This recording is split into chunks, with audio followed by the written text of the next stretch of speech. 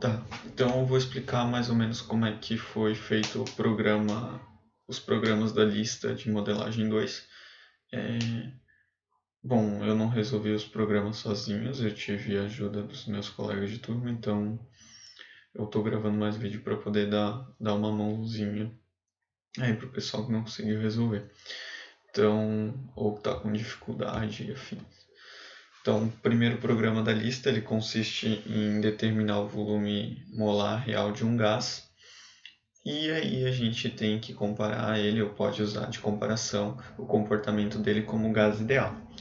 Então, para escrever o programa, primeiro a gente vai fazer o quê?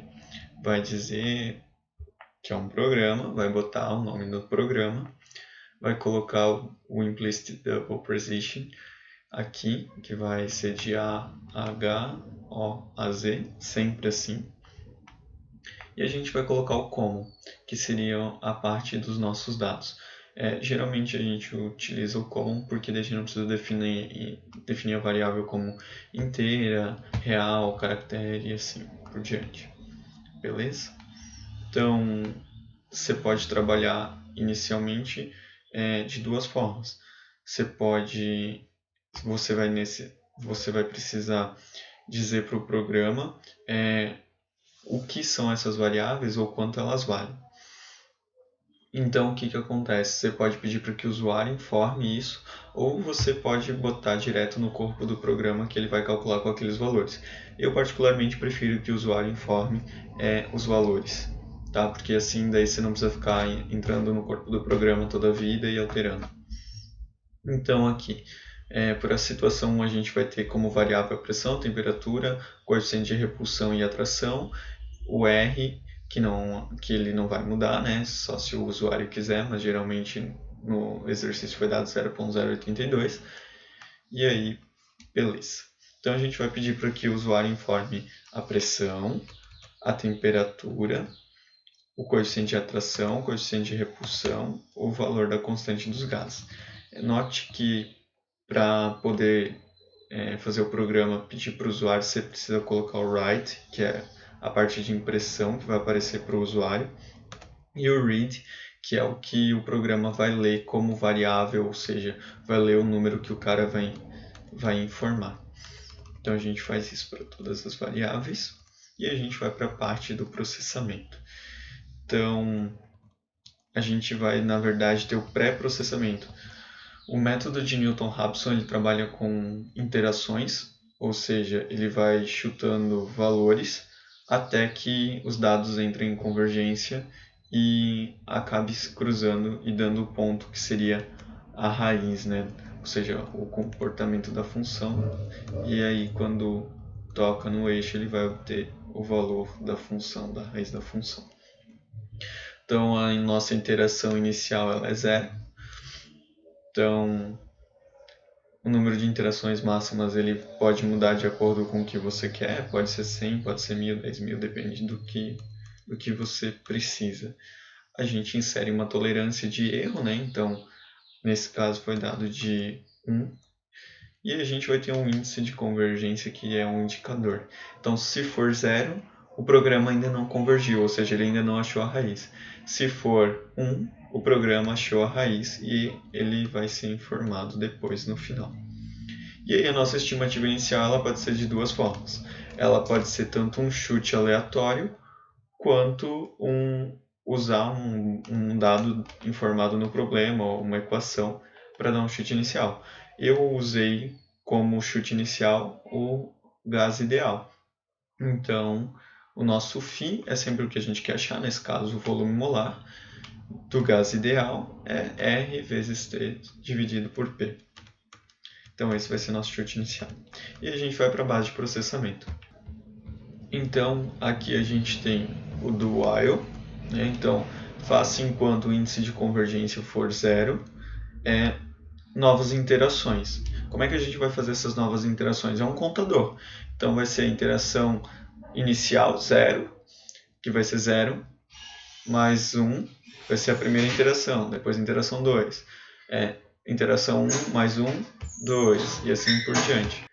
Então, se o número de interações for menor ou igual a 100, faça. Se for maior, o programa ele não vai fazer a convergência de dados. Então, se o número de interações menor ou igual a 100, faça a função φ, que vai ser φ0, menos a função φ0 dividido pela derivada da função φ0. O que acontece? Isso aqui é a definição do Newton-Raphson de interações. Então, isso aqui está lá no slide de modelagem. Então, se a derivada absoluta da função φ for menor ou igual à tolerância, e aqui você pode trabalhar, viu que eu trabalhei com ponto LA e depois menor ou igual, é a mesma coisa, tá? Então, faça índice de convergência, ou indicador de convergência igual a 1. Se não, vai para o novo chute, para a função φ, certo?